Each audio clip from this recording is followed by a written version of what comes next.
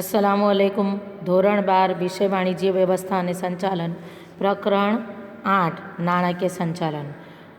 વિદ્યાર્થીની મિત્રો, ગયા સેશનમાં આપણે કાર્યશીલ મૂડીની લાક્ષણિકતાઓ જોઈ. આજે આપણે જોઈશું કાર્યશીલ મૂડીને અસર કરતા પરિબળો. કાર્યશીલ મૂડીને અસર કરતા પરિબળોમાં પ્રથમ છે ધંધાનો પ્રકાર અને સ્વરૂપ. કાર્યશીલ મૂડીની કેટલી જરૂરિયાત રહેશે તેનો આધાર ધંધાના પ્રકાર અને સ્વરૂપ પર રહેલો છે. જેમ કે એક ઉદાહરણ લઈએ તો વેપારી એકમો હોય એટલે કે વેપાર કરતું એકમ એટલે તે શું કરશે તો માલ ખરીદીને લાવશે અને તેનું વેચાણ કરશે. હવે આવા વેપારી એકમો હોય તો તેમણે મોટા પ્રમાણમાં માલનો સ્ટોક રાખવો પડે છે. આ માલનો સ્ટોક રાખવાથી એટલા પ્રમાણમાં મૂડી હાથ પર ઓછી રહે છે, એટલે કે માલના સ્ટોકમાં તે કાર્યશીલ મૂડી એટલે કે રોકડ રોકાયેલી રહે છે. એ ઉપરાંત વેપારી એકમોએ શાક પર વેચાણ પણ કરવું પડે છે, તો ત્યારે કાર્યશીલ મૂડી દેવાદારોમાં રોકાયેલી રહે છે, કારણ કે શાક પર વેચાણ કરવાથી જેટલી રકમનું વેચાણ કર્યું છે તેટલી રકમ દેવાદારો પાસેથી લેણી થાય છે, પરંતુ તેઓ જ્યાં સુધી ન ચૂકવે ત્યાં સુધી દેવાદારોમાં તે રકમ રોકાયેલી રહે છે. તો માલના સ્ટોકમાં અને દેવાદારોમાં કાર્યશીલ મૂડી રોકાયેલી રહે છે. જ્યાં સુધી આ માલનો સ્ટોક વેચાણ નહીં થશે અને તે પણ રોકડમાં વેચાણ નહીં થશે.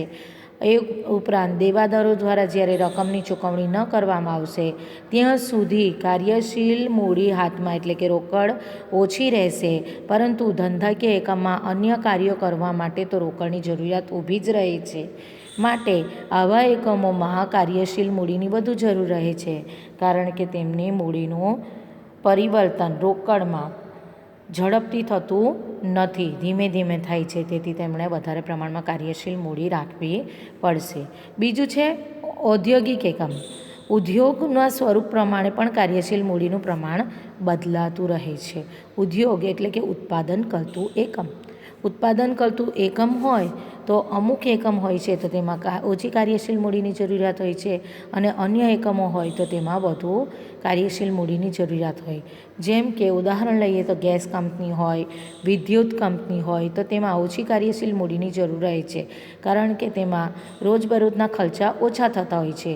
જ્યારે શ્રમ પ્રધાન ઉદ્યોગ એટલે જેમાં શ્રમિકોને રોજે રોજ વેતન ચૂકવવાનું થતું હોય, મજૂરી ચૂકવવાની થતું હોય, તો તેવા શ્રમ પ્રધાન ઉદ્યોગોમાં કાર્યશીલ મૂડીની જરૂરિયાત વધુ રહે છે. બીજો અસર કરતું પરિબળ છે ધંધાનું કદ. સ્વાભાવિક છે કે ધંધાનું કદ નાનું હોય તો કાર્યશીલ મૂડીની જરૂરિયાત ઓછી હોય છે, અને ધંધાનું કદ અને વિસ્તાર વ્યાપ તેનો વધુ હોય તો તેમાં વધુ પ્રમાણમાં કાર્યશીલ મૂડીની જરૂરિયાત રહે છે. ત્રીજું છે ઉત્પાદન ચક્ર. ઉત્પાદન ચક્ર કોને કહેવાય તો કાચા માલની ખરીદી કરી અને તેનું તૈયાર માલનું ઉત્પાદન થાય તે બે વચ્ચેનો સમયગાળો એટલે ઉત્પાદન ચક્ર.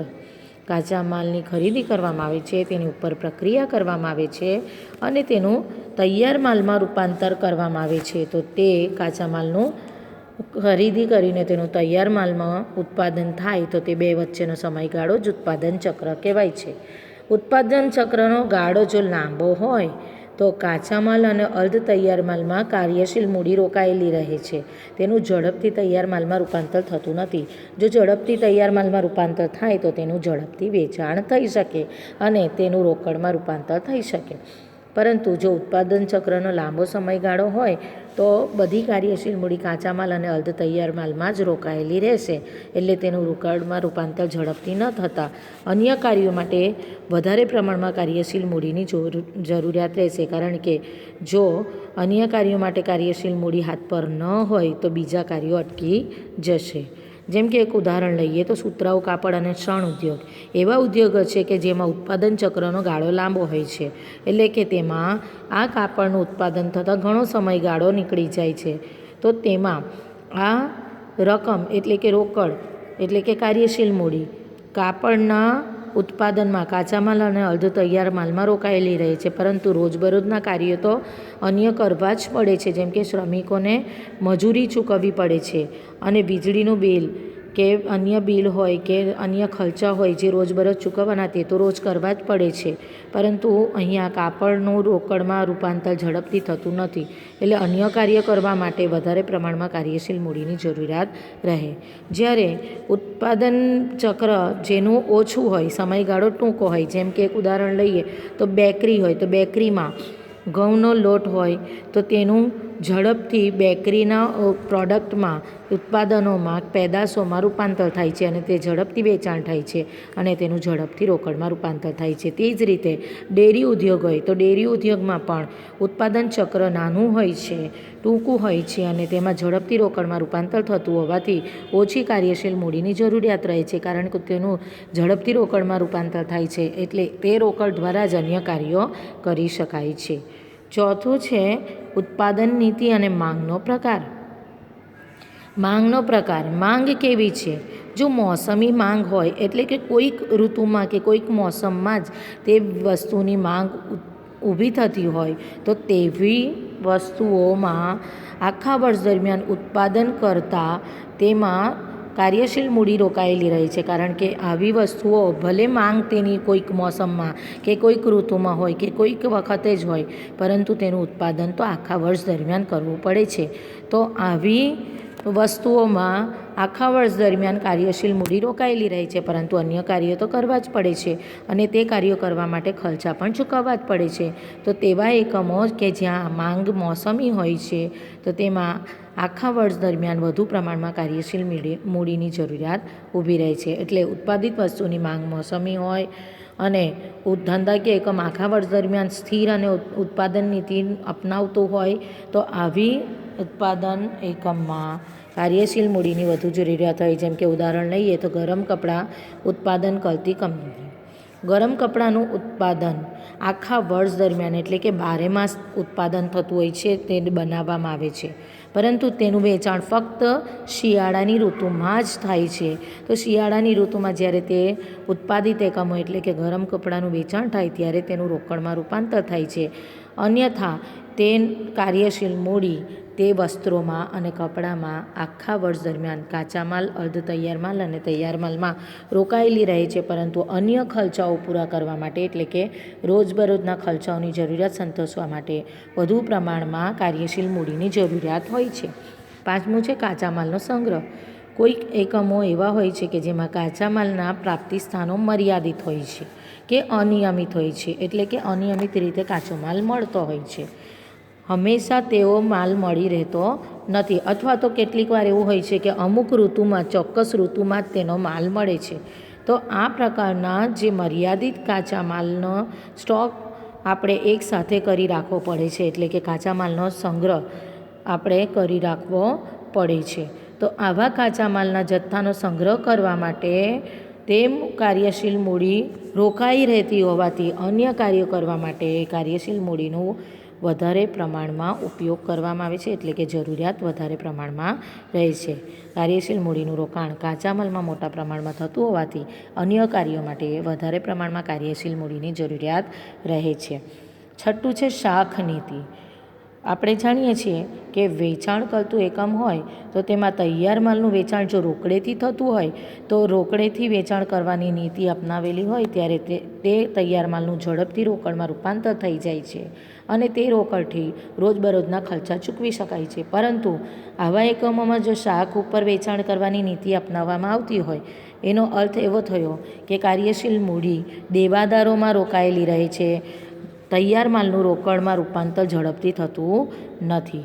તો તેવા એકમોમાં અન્ય કાર્ય કરવા માટે કાર્યશીલ મૂડીની જરૂરિયાત વધારે રહે છે. એ જ રીતે આ થઈ વેચાણની વાત. એ જ રીતે જો ખરીદી રોકડેથી જ કરવાની થતી હોય તો તેવા સમયે માલમાં એટલે કે સ્ટોકમાં કાર્યશીલ મૂડી રોકાયેલી રહે છે, તો અન્ય કાર્ય કરવા માટે કાર્યશીલ મૂડીની જરૂરિયાત વધુ રહે છે.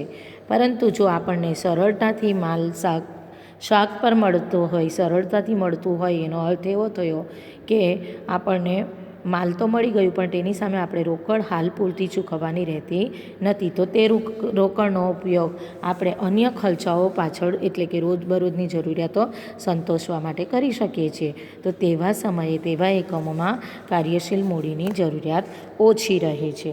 7મું છે ચાલુ મિલકતોનું રોકડમાં રૂપાંતરણ.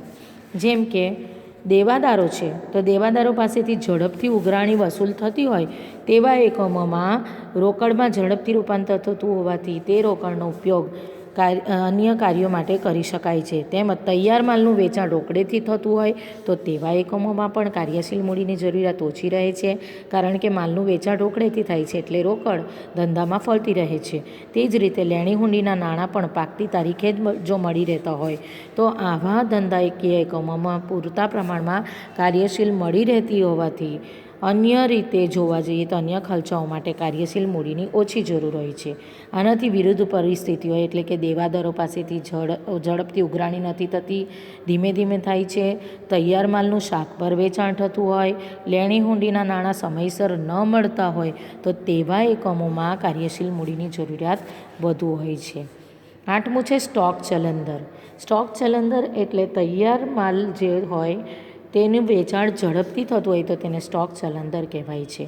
તો તૈયાર માલના સ્ટોકનો ચલંદર ઊંચો હોય એટલે કે તૈયાર માલનું વેચાણ ઝડપથી થતું હોય અને તેમાં રોકડમાં રૂપાંતર ઝડપથી થતું હોય તો તેવા એકમોમાં કાર્યશીલ મૂડીની જરૂરિયાત ઓછી રહે છે. એની જગ્યાએ તૈયાર માલનું જો વેચાણ ઓછા પ્રમાણમાં થતું હોય, ધીમે ધીમે થતું હોય એટલે કે સ્ટોક ચલંદર નીચો હોય તો કાર્યશીલ મૂડીની જરૂરિયાત અન્ય કાર્યો માટે વધારે પ્રમાણમાં હોય છે, કારણ કે કાર્યશીલ મૂડી તૈયાર માલમાં જ રોકાયેલી રહે છે, તેનું રોકડમાં ઝડપથી રૂપાંતર થતું નથી. 9મું છે કામગીરીની કાર્યક્ષમતા. કામગીરીની કાર્યક્ષમતા એટલે શું? તો કે ઓછા પ્રયત્ન દ્વારા વધારે પરિણામો મળે તો તેને કહેવાય છે સંચાલકીય કામગીરીની કાર્યક્ષમતા. સંચાલકોમાં એટલી કાર્યક્ષમતા હોવી જોઈએ કે તે ઉપલબ્ધ જે સાધનો છે તે મર્યાદિત સાધનો છે તેમનો ઇષ્ટતમ અને કાર્યક્ષમ ઉપયોગ કરે અને બગાડ બની શકે ત્યાં સુધી ઓછામાં ઓછું કરાવે અથવા બગાડ દૂર કરે અને ઉઘરાણી ઝડપથી કરાવી શકે તો તેવા ધંધાકીય એકમોમાં કાર્યશીલ મૂડીની જરૂરિયાત ઓછી હોય છે. જ્યારે જે એકમોમાં કામગીરીની કાર્યક્ષમતા ઓછી હોય છે તેવા એકમોમાં કાર્યશીલ મૂડીની જરૂરિયાત વધુ હોય છે. 10મું છે નફાની ફાળવણી. નફાની ફાળવણી કોને કહેવાય છે? તો તે આપણે આગળ શીખી ચૂક્યા છીએ. નફાની ફાળવણી એટલે શું કે દર વર્ષે જ્યારે નફો થાય છે ત્યારે એ નફામાંથી અમુક રકમ ડિવિડન્ડ તરીકે વહેંચવી પડે છે. તો ડિવિડન્ડ તરીકે કરવામાં આવતી નફાની ફાળવણી રોકડને અસર કરે છે, કારણ કે ડિવિડન્ડમાં રોકડમાં જ ચૂકવવું પડે છે અને આ રોકડમાં ચૂકવણી થતી હોવાથી તેટલી રોકડ ધંધાકીય એકમમાં ઓછી થઈ જાય છે. કંપની તેના નફાનો મોટો ભાગ ડિવિડન્ડ તરીકે ફાળવતી હોવાથી ધંધામાંથી તેટલી રોકડ બહાર જાય છે, વધુ પ્રમાણમાં બહાર જતી હોવાથી તેટલા પ્રમાણમાં કાર્યશીલ મૂડી ઘટી જાય છે અને ધંધાકીય એકમના અન્ય કાર્યો કરવા માટે વધુ કાર્યશીલ મૂડીની જરૂરિયાત ઉદ્ભવે છે. તો આ થયા કાર્યશીલ મૂડીને અસર કરતા પરિબળો. આગલા સેશનમાં ફરીવાર મળીશું. ત્યાં સુધી ઘરે રહો, સુરક્ષિત રહો. અલ્લાહ હાફિઝ.